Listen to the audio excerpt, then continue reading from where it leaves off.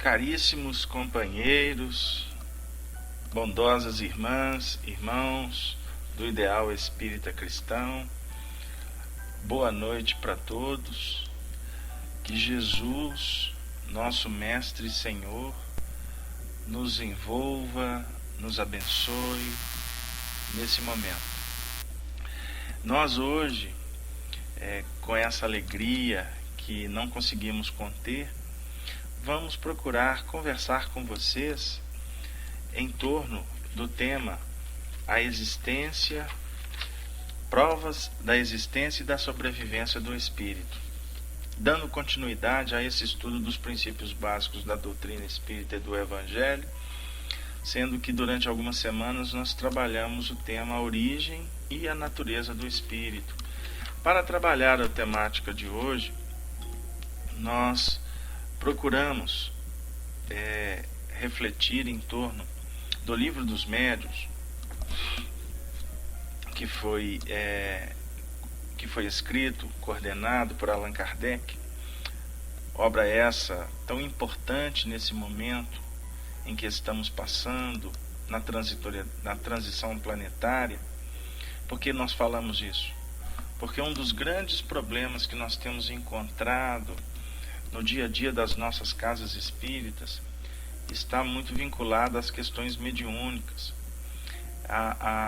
É um momento em que passamos, em que a sensibilidade de todos nós está, como nós brincamos aqui em Minas, a flor da pele.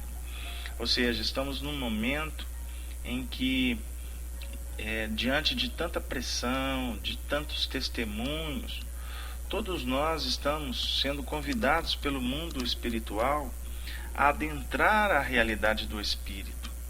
E para adentrar a realidade do Espírito, não tem como não o fazê-lo através da nossa sensibilização, através desses condutos que nos colocam em contato direto com as diversas dimensões espirituais que nos circundam, pois estamos vivendo no mar abençoado da vida, nessas infinitas moradas da casa do Pai, e por mais que o nosso campo mental, as nossas percepções sensoriais estão focadas no nosso mundo da carne, nesse movimento que a reencarnação impõe, nós não podemos olvidar que estamos diante de intercâmbios fantásticos entre as dimensões, as diversas esferas espirituais. E isso se dá principalmente pela nossa condição de sermos médiuns. Todos nós somos médiuns. Todos nós temos faculdades mediúnicas que precisam de ser estudadas para serem educadas.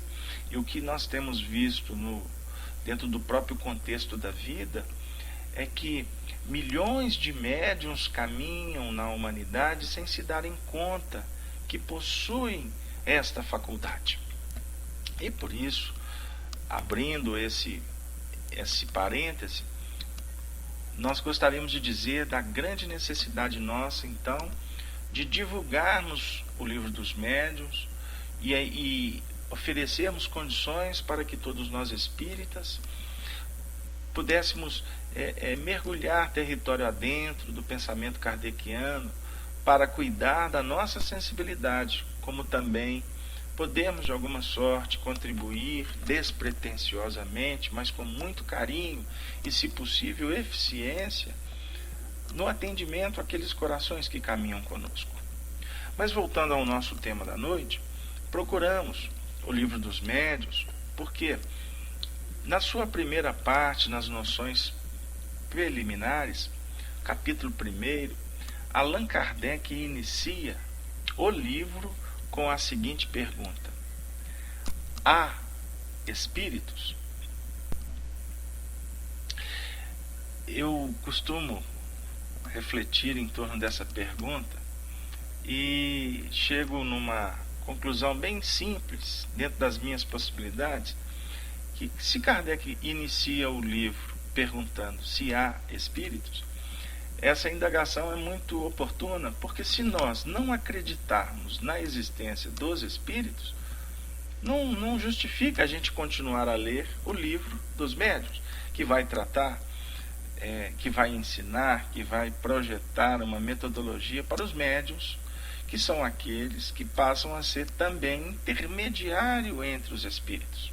Anteriormente nós estávamos falando de nós como espíritos que temos faculdades, temos sensibilidades que nos colocam em relação com as diversas dimensões espirituais, com os mundos espirituais superiores ou com aquelas moradas que ainda definem ignorância, dificuldades, que até então nós tratávamos como regiões infernais, enfim.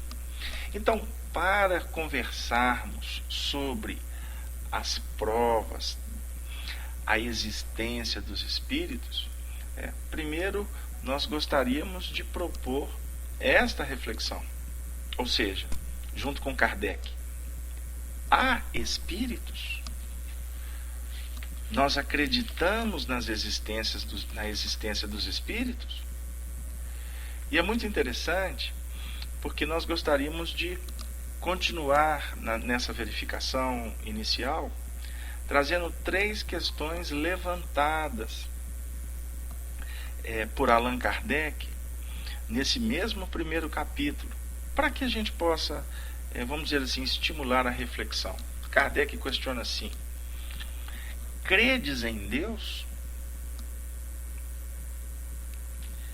Credes também em uma alma? Credes na sobrevivência da alma após a morte? Como imortalistas, essa pergunta ela é universal para aqueles que o são. Credes em Deus?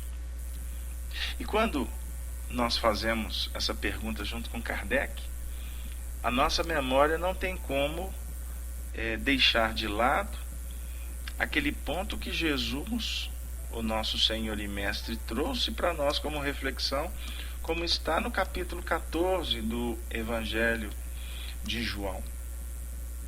Primeiro versículo, textualmente ele diz assim: não se turbe o vosso coração. Credes em Deus, credes também em mim. Ouvindo essa frase de Jesus, que é eminentemente consoladora, não se turbe o vosso coração, ele vem trabalhar para aqueles corações que estamos diante dele, procurando resposta.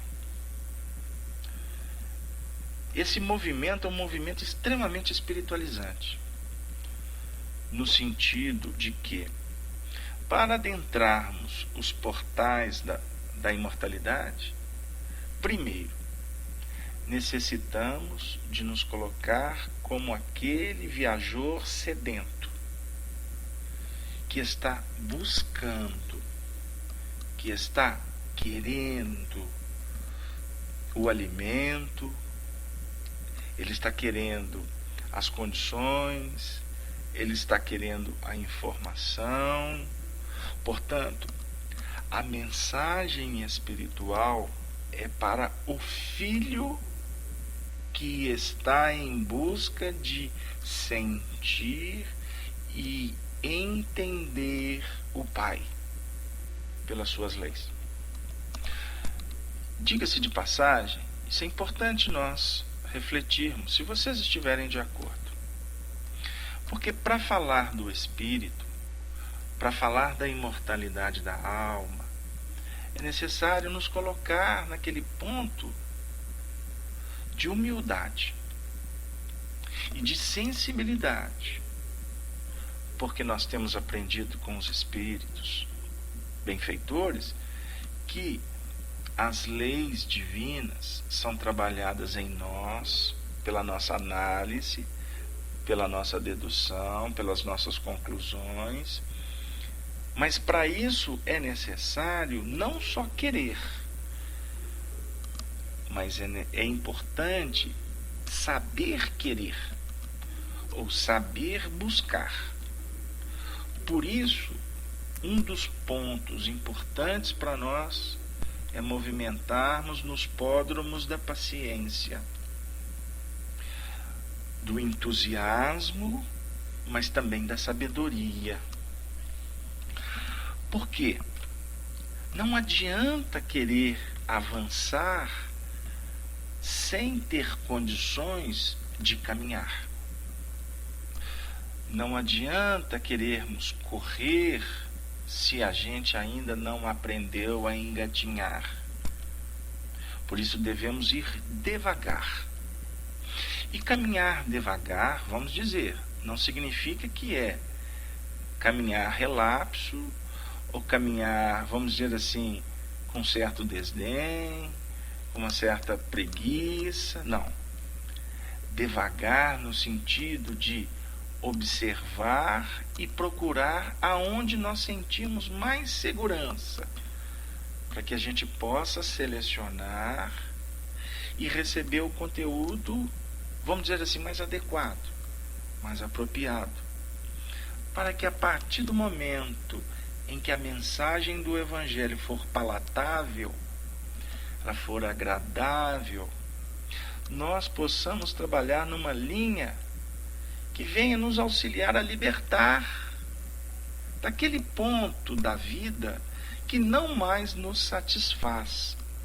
Portanto, procurar a verdade espiritual não deve ela sobrepor ou trazer dificuldades para quem quer que seja.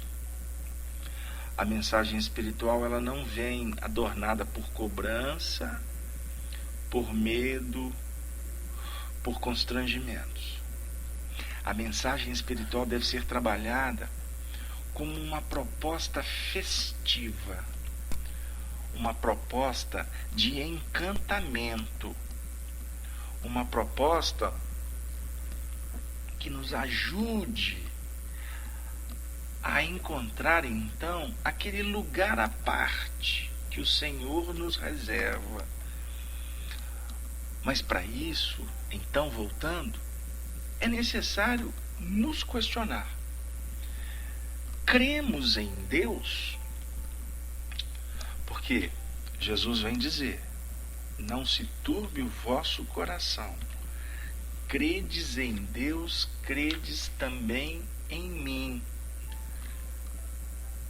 Pergunto para vocês e para mim mesmo. Nós cremos em Deus? Como que é trabalhado a nossa crença em Deus? A fé que nós temos é uma fé que nos foi imposta? A nossa forma de lidar com a religião, ela é por um mecanismo, vamos dizer assim, cultural? Ela foi assimilada via ao nosso histórico familiar, ao nosso ajuste social? Como que está isso dentro da nossa intimidade? Porque talvez muitas vezes a gente até pode dizer: eu creio em Deus. Mas o que eu faço para efetivamente traduzir isto na minha vida prática? E Jesus vem dizer mais: credes em Deus, credes também em mim. Allan Kardec, nesse primeiro capítulo, nas 3 perguntas, a primeira é: credes em Deus? A segunda ele vem trazer a frase: credes que tendes uma alma? Porque Jesus vem dizer: credes em Deus, credes também em mim. Mas para acreditar nele, nós temos que acreditar na alma, porque ele é um espírito. E toda a mensagem do Evangelho é uma mensagem de alma para alma, de espírito para espírito. Não é uma proposta que vem para catequizar a nossa vida e nos impor uma metodologia que atenda a uma questão puramente mercantilista. Ou seja, eu opero assim porque assim vai ser bom para mim. Eu vou respeitar essa regra aqui para mim não ser punido. Será que como que nós estamos nos movimentando no trato com a alma? Porque a terceira pergunta que Kardec vem trazer é: credes na sobrevivência da alma após a morte? Por quê? Vamos pensar. Se as filosofias, religiões vêm apregoar a preexistência da alma, ou melhor, a sobrevivência da alma após a morte, nós acreditamos mesmo nisso? De verdade? Então aí nós podemos levantar uma outra questão. E se nós acreditamos na existência da alma após a morte, como nós estamos lidando com essa possibilidade? Porque nós temos uma alma que sobrevive à morte do corpo físico. Nós acreditamos nisso, não é mesmo? Acreditamos ou não acreditamos nisso? Não, eu sou espírita, Carlos Alberto, eu acredito. Eu sou católico, eu acredito. Eu sou protestante, eu sou budista. Todas as religiões são imortalistas. Então não tem novidade nenhuma. Mas a pergunta é, em foro de intimidade nossa, como que nós estamos lidando com a possibilidade da nossa alma sobreviver após a morte do corpo? Chanri, no chat você está falando assim, boa pergunta. E realmente nós temos que, se vocês estiverem de acordo, nós temos que levantar essas questões, por mais que elas apresentem-se de um mecanismo simples, de uma forma que a minha condição de espírita estudioso de tantas décadas, isso já não faz parte mais do meu contexto de estudo. Mas eu gostaria de fazer essa proposta sem nenhuma irreverência, me perdoe, porque eu tenho para mim que ela atende ou ela propõe uma reflexão para a maior parte das pessoas. Então me perdoem aqueles que já são doutores da matéria. Porque o que nós estamos vendo dentro desse contexto nosso da vida atual, até no nosso próprio meio espírita, é que alimentamos algumas dúvidas e muitas vezes não temos coragem de encará-las. Ou existem algumas outras dúvidas que vão surgindo à medida em que a gente vai sanando outras pequenas dúvidas e que nem sempre eu paro para cuidar dessas dúvidas. Então são pontos. Por quê? A dúvida no que concerne a existência dos espíritos tem uma causa primária, como define Allan Kardec: a ignorância acerca da verdadeira natureza deles. Kardec diz que geralmente são figurados os espíritos como seres à parte na criação e de cuja existência não está demonstrada a necessidade. Muitas pessoas, mais ou menos, como as que só conhecem a história pelos romances, apenas os conhecem através dos contos fantásticos com que foram acalentadas em crianças. Será que nós estamos nos movimentando com a existência dos espíritos apenas dentro de um movimento que nos foi informado ou que nós estamos nos informando? E aí? O que isso está representando para nós? Que prova consistente que que chega nas nossas mãos e nos nossos corações, capaz de nos impulsionar a uma guindada de vida.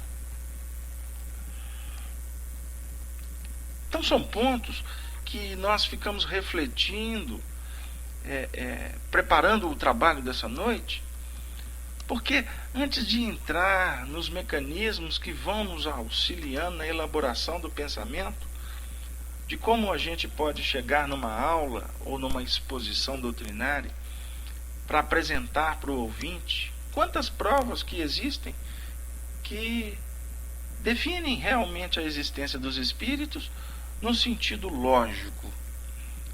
O materialista pode refutar. O nosso querido Gabriel Delany, no livro Espiritismo Diante da Ciência, ele diz assim, diante da pergunta, existe o espírito? A ciência responde talvez. Os fenômenos do magnetismo, do hipnotismo e da anestesia dizem que sim. E nisso confirmam todas as deduções da filosofia e as afirmações da consciência. Constrangidos pela evidência dos fatos, a admitir uma força diretriz no homem, grande número de materialistas se refugiam em uma última negativa, sustentando que essa energia se extingue com o corpo, de que ela não era senão uma emanação. Como todas as forças físicas e químicas, dizem eles, a alma, essa resultante vital, cessa com a causa que a produz. Morto o homem, está aniquilado a alma. Será possível? Não seremos mais que um simples conglomerado vulgar de moléculas sem solidariedade umas com as outras? Deve desaparecer para sempre. Nossa individualidade cheia de amor, e do que foi um homem não restará verdadeiramente senão um cadáver destinado a desagregar-se lentamente na fria noite do túmulo.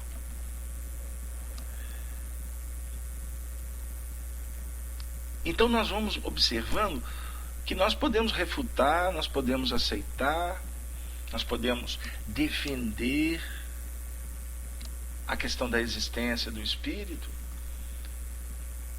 Mas quando Kardec define para nós que a dúvida ela está diretamente ligada, proporcional à natureza dos espíritos, porque nós temos dificuldade de definir, de expressar como é essa natureza pela nossa própria ignorância, ou pelo mecanismo, ou pelo momento que a ciência vive, que não ainda chegou lá. Mas isso para nós nesse momento não basta.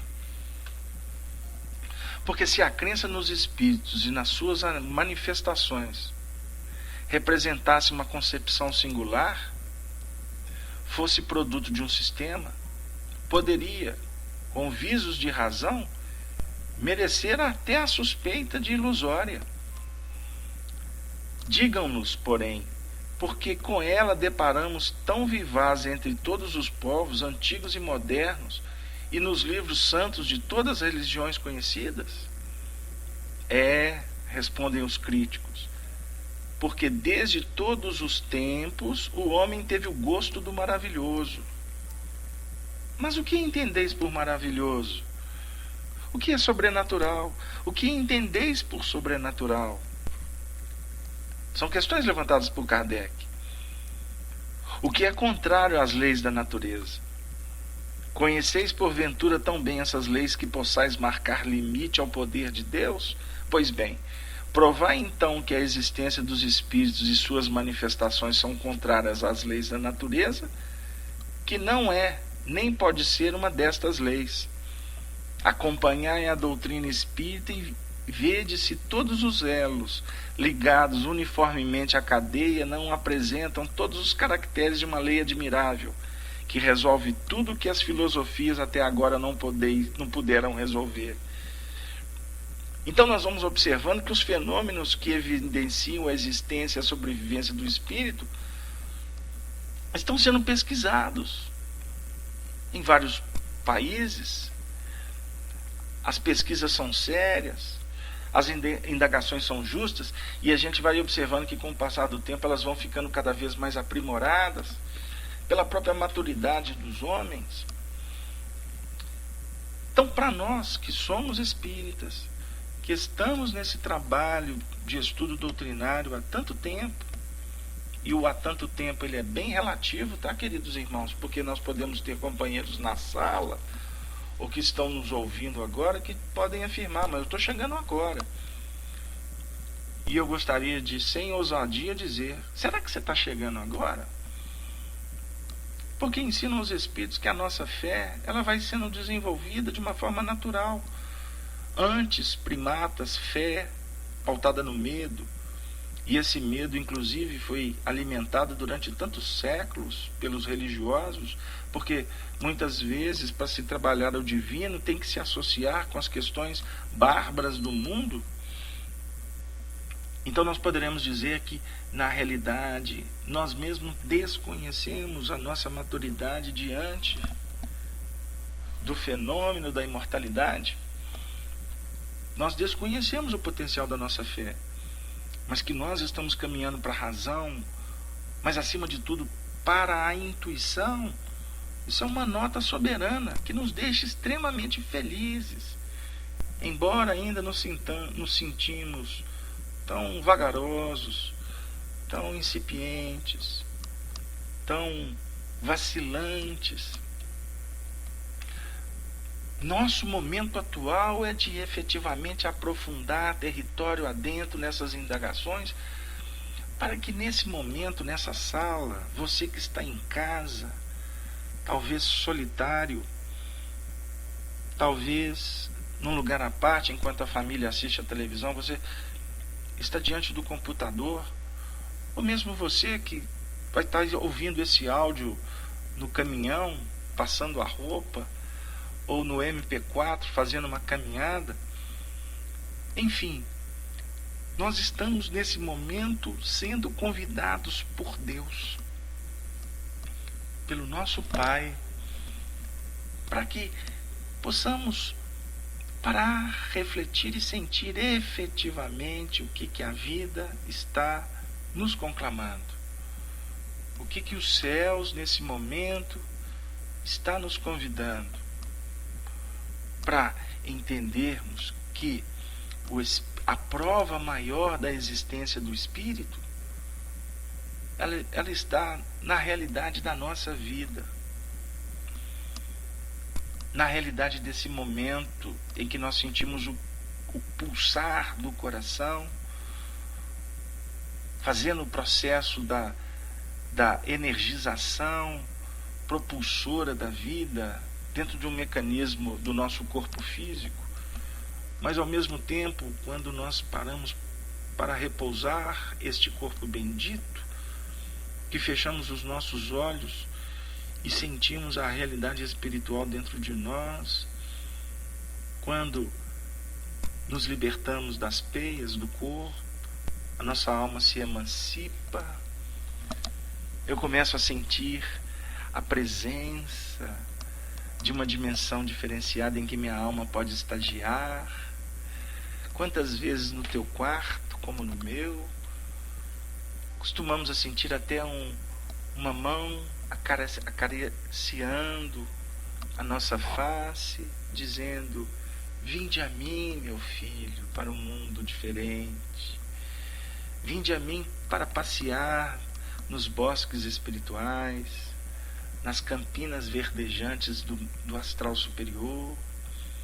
Vinde a mim, filho meu, para escutar um bom conselho. Vinde a mim para se sentir estimulado, para que você possa continuar vibrando no espaço sideral, porque a nossa vida não está circunscrita a esse movimento tão periférico, embora importante, da nossa reencarnação. Que prova é essa? Que prova bendita em que muitas vezes a gente não valoriza? Hoje, minha amiga Rosângela, tivemos a oportunidade de ir a um velório, sepultamento de um pai de um distinto e querido amigo da FEAC. E lá observávamos a família, as pessoas se cumprimentando, se abraçando, se fortalecendo uns aos outros pela solidariedade. A gente vê os olhos expressando dor, expressando saudade, expressando vazio, ou outras expressando regozijo pelo companheiro que venceu as lides.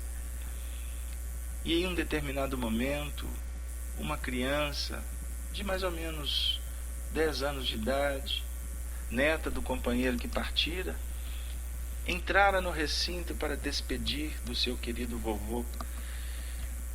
E nós ficamos observando como os adultos, que já estavam, de uma certa forma, ajustados no contexto ambiente, mas como os adultos se sensibilizaram diante da inocência, da fragilidade ou da sensibilidade daquela criança que entrara no ambiente.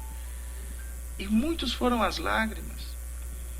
E eu fiquei pensando a importância da criança naquele momento, porque aquela criança despertava nestes que se sensibilizaram com esta algum ponto que os fizeram crianças, que talvez os fizeram sensíveis de uma forma diferenciada.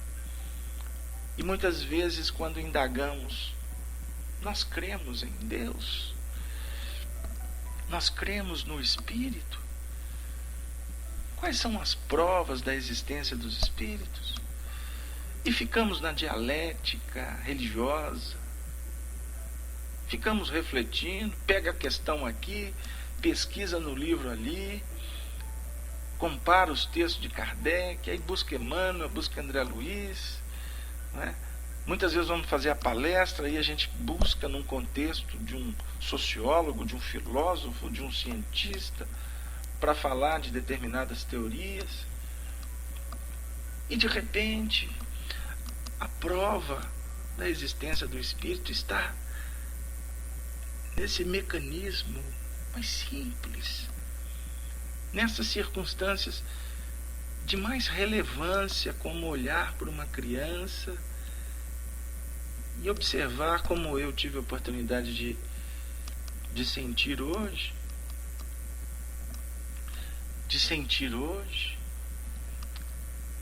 observar que a criança entrou ali para despedir do seu vovô. E foi muito interessante, porque ao mesmo tempo ela buscava nos adultos segurança. Somos nós que precisamos da segurança da mão de Deus, como afirma o filósofo religioso.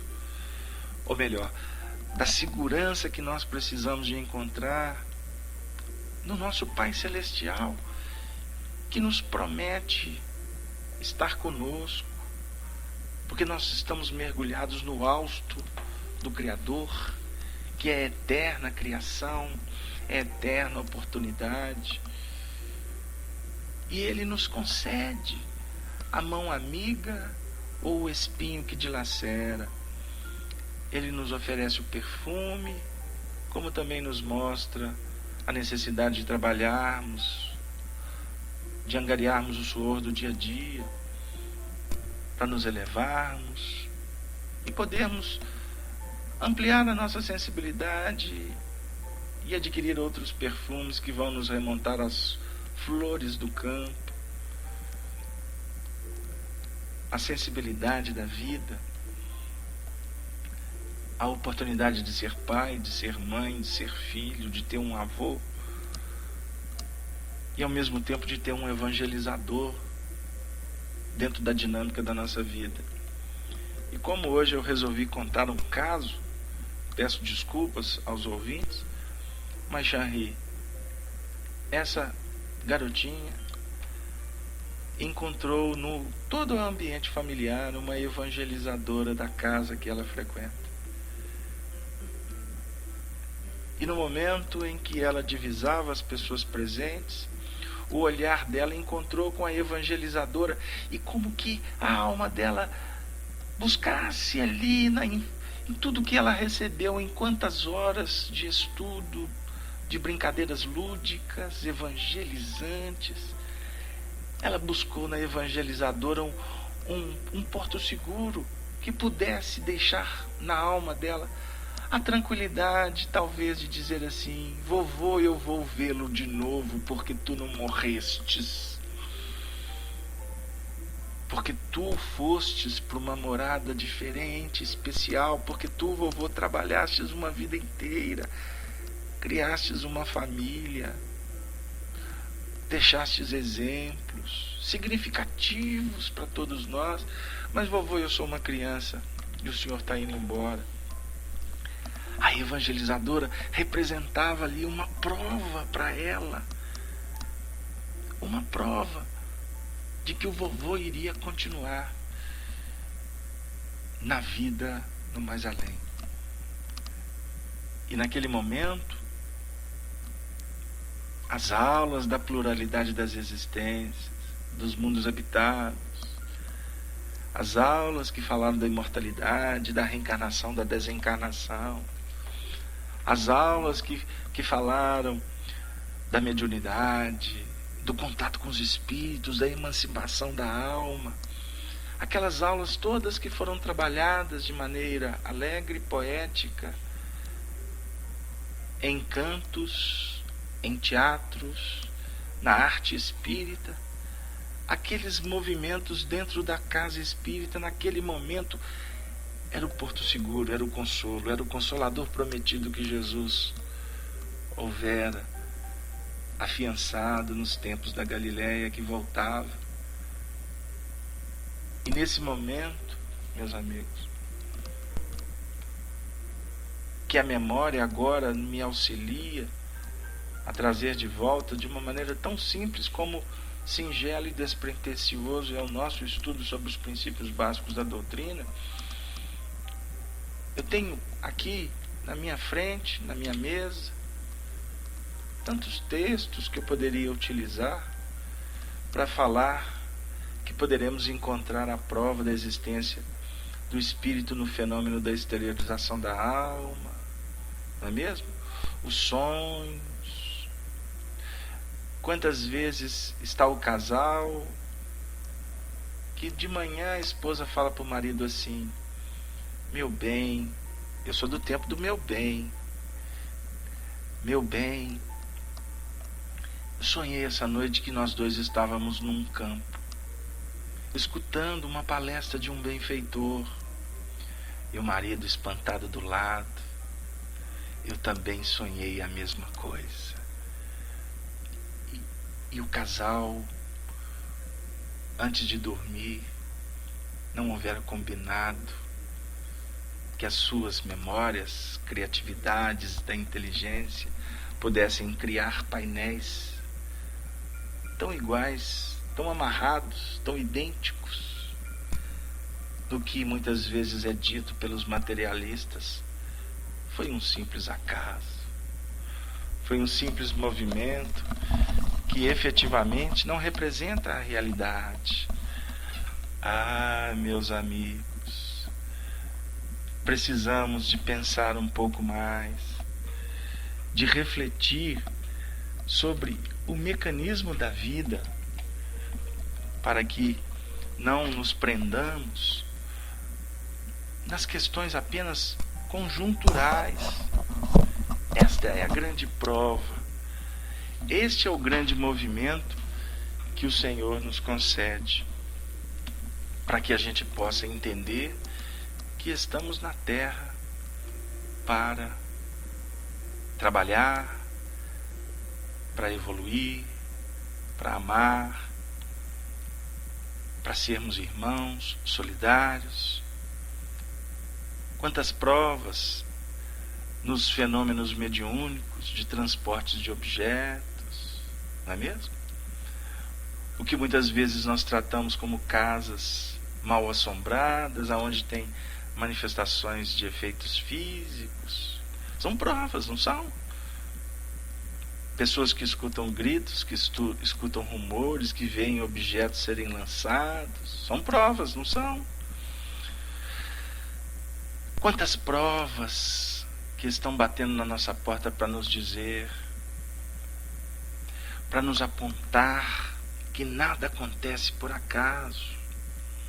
Como define André Luiz, frase que nós repetimos sempre: o acaso é uma palavra inventada pelos homens para definir, para disfarçar o menor esforço. Não existe acaso. Não existe.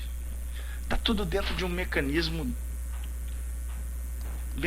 de leis, mecanismos que estão ajustados dentro de um mecanismo matemático, de um mecanismo que nós poderíamos dizer com possibilidades, com mecanismos que definem dificuldades, mas ao mesmo tempo possibilidades de ajustes, de acertos. Então, queridos irmãos, nós estamos aqui de uma forma muito carinhosa para tratar esse assunto, para falar da manifestação dos Espíritos pelas escritas, para falar da prova que os Espíritos trazem para nós pela audição, pela palavra, pelas aparições, pelas materializações. Mas a prova maior que nós temos é a possibilidade de voltar para o mundo, de criarmos oportunidades, de encontrarmos soluções e apontar os nossos próprios destinos. Essa é a prova que nós podemos dar para nós mesmos, que somos espíritos com possibilidades de acertos, com possibilidades, sim, de erros. E os erros fazem parte, embora não podemos aqui ficar justificando-os, mas também não podemos ficar presos nas nossas quedas. Não podemos ficar apenas olhando para o passado, reclamando, ou ao mesmo tempo nos sentindo incompetentes, incapazes.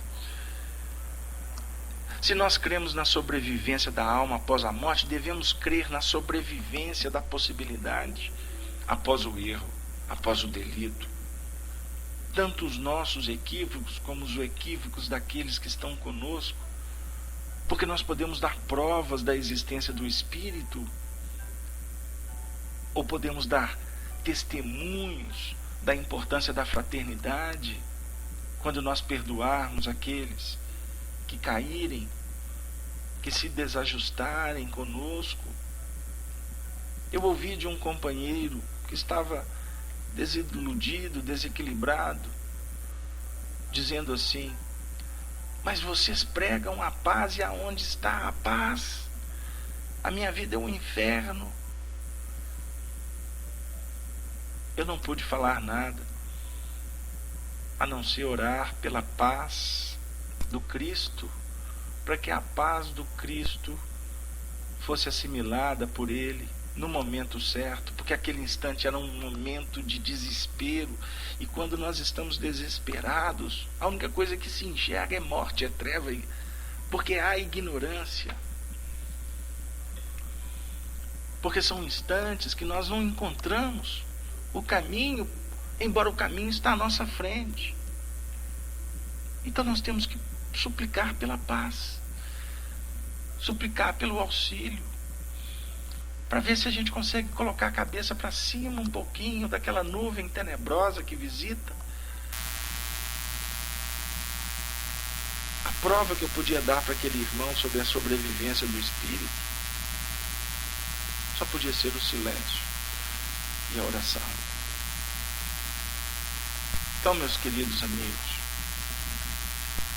a vida está nos provando, a vida está nos apontando, através de experiências de quase morte.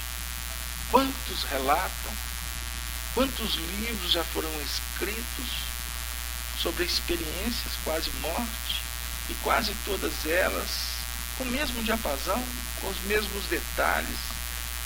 Isso é fruto da memória intelectual, essa imaginação de uma mente fértil. E as visões no leito de morte são provas. E as pessoas não enxergam. Eu tive a oportunidade de viver uma experiência. E se vocês me permitem, eu, nesse período de férias, em contato com os familiares, acabamos relembrando uma história que a providência divina me escolhera para ser apenas um instrumento. Mas foi uma experiência que jamais eu vou esquecer. Eu tive a oportunidade de, com os meus poucos anos de juventude, engrinaldado pela força da doutrina espírita, pelas obras de André Luiz no trato com o mundo espiritual, empolgado pelas visitas, pela mediunidade que a gente fazia nos lares, as visões, enfim. Eu tive a oportunidade de falar da imortalidade da alma para o casal que cuidava um pouco da minha infância e da minha juventude, que foram os meus avós. E o meu avô foi ficando doente, até que ele entrou num processo senil muito sério. Enfim. Mas antes disso, eu falava muito para ele do mundo espiritual, de como que funcionava, os amigos, as visitas, os parentes. E naquele momento, no seu instante máximo de dor, quando ele entrou em coma profundo, nós tivemos a oportunidade de ver os seus parentes se aproximarem, e ele falava da realidade espiritual para os seus parentes,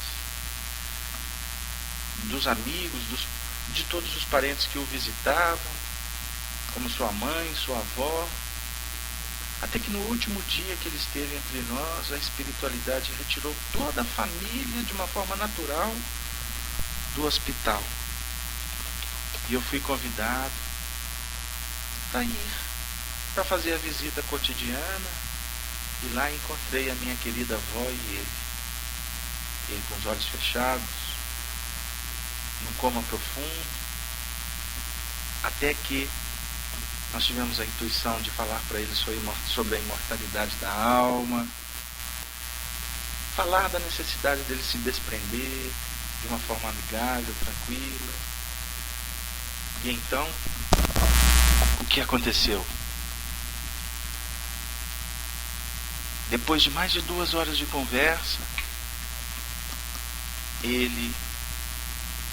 nós pedimos para que ele pudesse se manifestar, como se estivesse ali ouvindo as nossas preces, as nossas falas, e que ele pudesse dar um testemunho para a nossa querida avó, que ele estava ouvindo tudo que nós falávamos para ele. Meus amigos, eu jamais esquecerei dessa cena. Ele não conseguiu se mover, mas lágrimas começaram a serem vertidas pelos seus olhos fechados. E a minha avó se sensibilizou de tal forma e o abraçou de uma forma tão carinhosa e disse: meu querido, pode ir para o mundo espiritual. Ela não era espírita. Pode ir, meu velhinho, que eu estarei amparada, e um dia nós iremos nos encontrar no amor do Senhor, no mundo maior. E então, alguns instantes depois, ele veio a desencarnar. Foi uma cena extremamente gratificante e que tornou para a minha avó uma experiência que ela começou a divulgar por todos os lugares que ela ia, para falar o que os médicos não puderam explicar. para contar que o vô, que estava em coma há tanto tempo, nos seus minutos finais, provou que era tudo verdade, que todos aqueles espíritos que ele declinava anteriormente como um surto psicológico, na realidade estavam ali do lado mesmo, mostrando para ele, esperando por ele, e falando do mundo espiritual e abrindo painéis para ele. E isso foi tão verdadeiro para ele, e ele confirma com suas lágrimas, e ao mesmo tempo se despede daquela que foi aquela alma que caminhou com ele durante tanto tempo. Ah, meus irmãos, aquele dia foi um dia que marcou a minha vida. A espiritualidade tirou toda a família do contexto para deixar apenas eu e a minha querida avó para fazer a despedida. Um pouquinho parecido com aqueles casos que André Luiz narra em suas obras das desencarnações. Então, é muito complexo você trazer uma experiência dessa para um coração que está fechado, para entender o que está acontecendo na própria vida dele. Como que nós podemos ter a pretensão de querer convencer que existem provas que o Espírito existe, sendo que estas provas, para muitos, não têm tanta significação?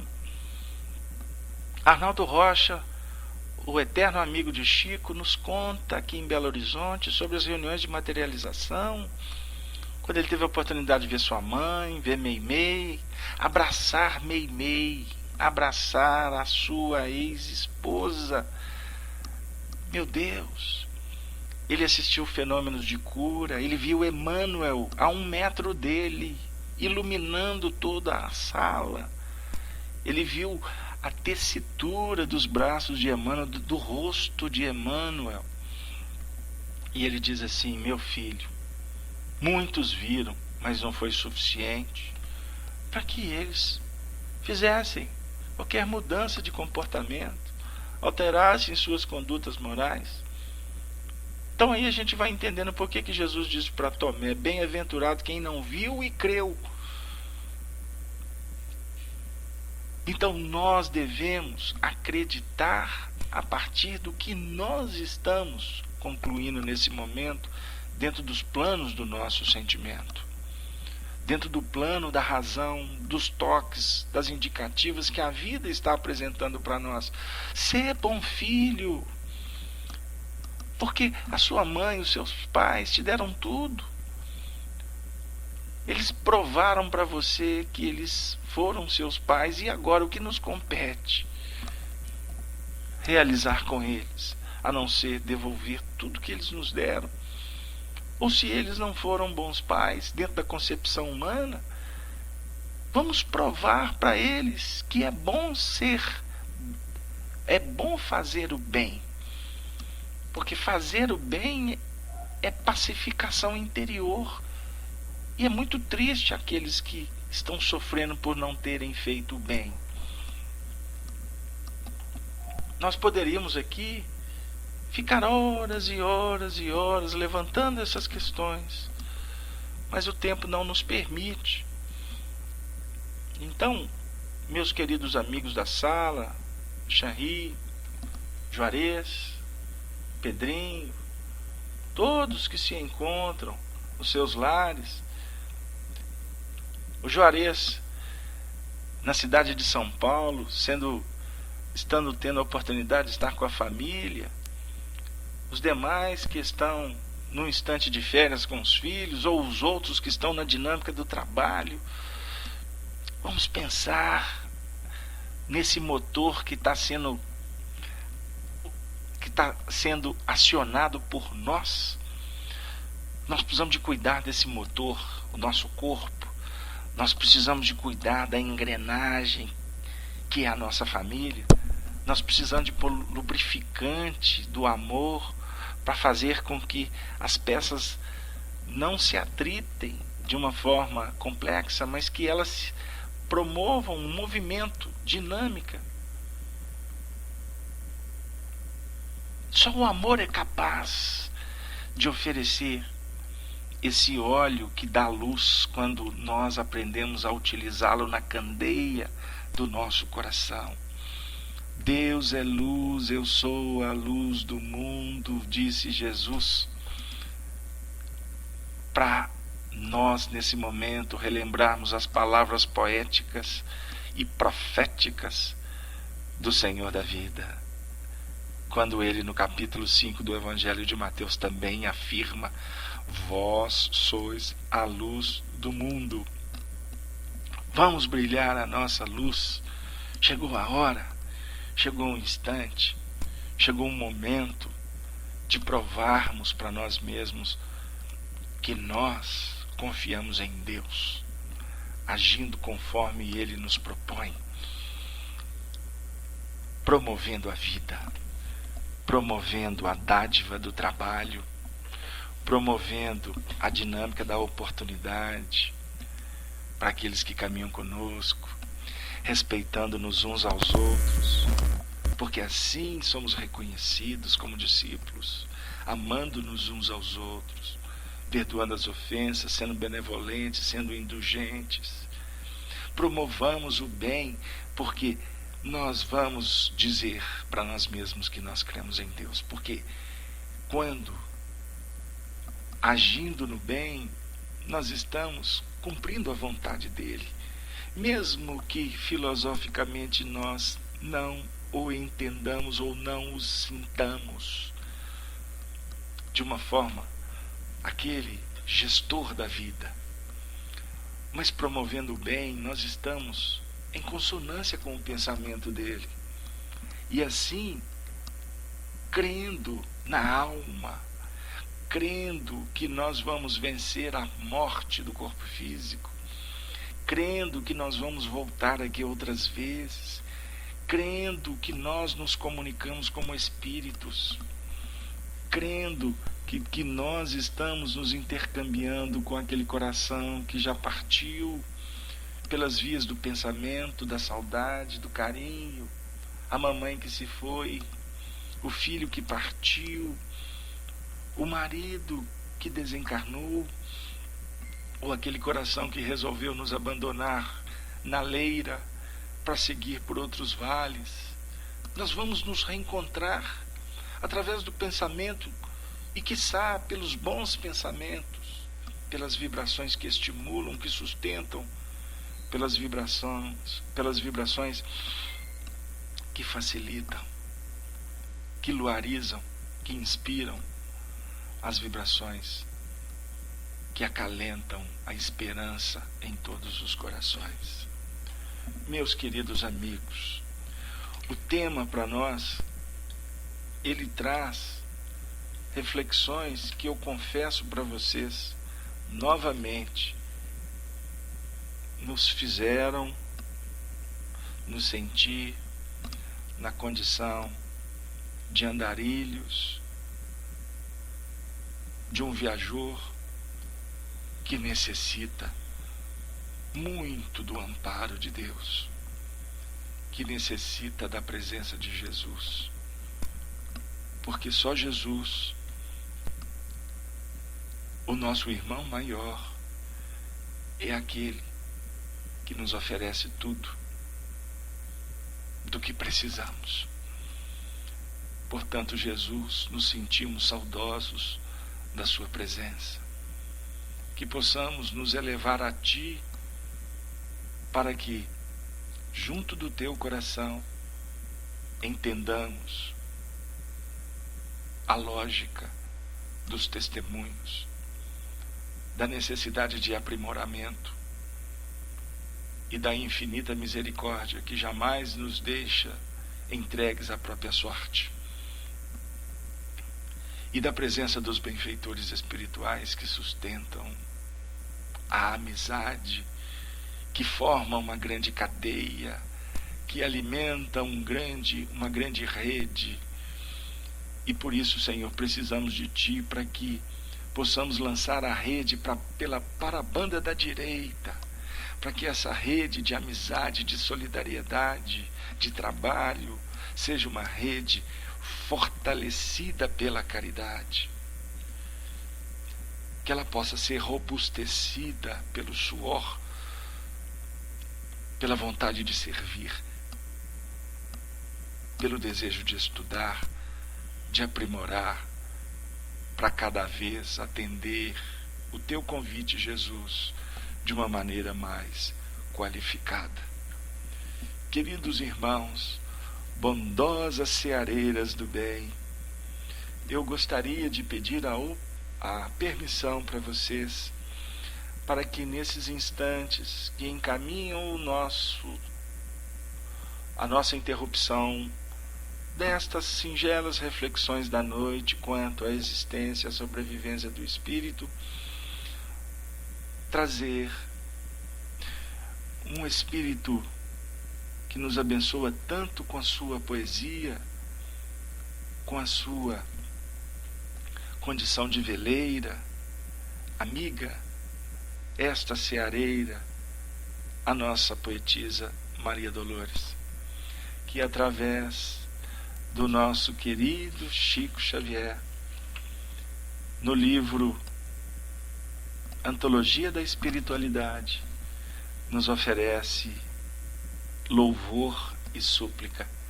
E com esta leitura nós estaremos interrompendo a nossa participação por hora, suplicando a Deus que nos conceda a oportunidade de voltar na próxima semana, nesse espaço que para nós é uma manjedoura de bênçãos, nesse movimento de estar com vocês que representa para nós um instante de solidariedade, mas ao mesmo tempo uma viagem no tempo, através de um barco luz que nos leva ao mar da Galileia, para junto à praia ouvirmos Jesus e, bebendo de suas palavras, sentindo a presença da água, da vida, das oportunidades, continuarmos nesta grande viagem rumo à nossa própria redenção. Nós só temos que agradecer a todos por tudo, pela paciência, por estarem nos ouvindo, e que na próxima semana possamos fazer um trabalho mais interativo, pois o desta noite nós sentimos ter sido muito mais reflexivo para cada um de nós. Louvor e súplica. Deus de eterna bondade, em prece de louvor, entrego-te minha alma. Sê bendito, meu Pai, por todos os recursos, ferramentas, processos e medidas dos quais te utilizaste, a fim de que eu perceba que tudo devo a ti. Agradeço-te, pois, o tesouro da vida, a presença do amor, a constância do tempo, o sustento da fé, o calor da esperança que me acena ao porvir, o santo privilégio de servir, o pensamento reto que me faz discernir o que é mal e o que é bem, na clara obrigação de nunca desprezar ou de ferir alguém. Agradeço-te ainda a visão das estrelas, a esmaltarem de glória o lar celeste, as flores do caminho, os braços que me amparam e os gestos de carinho dos corações queridos que me destes. Por tudo te agradeço, e quando te aprouver, despojar-me dos bens com que me exaltas. Ensina-me, Senhor, a devolver tudo que me emprestastes, mas por piedade. Ó Pai, deixa-me em tudo, por apoio e dever, a bênção de aceitar e o dom de compreender. A bênção de aceitar e o dom de compreender. Que Deus nos abençoe. Que Maria Santíssima toque o nosso coração, proteja as nossas famílias, abençoe a nossa tarefa cristã, nos estimule no labor do dia a dia.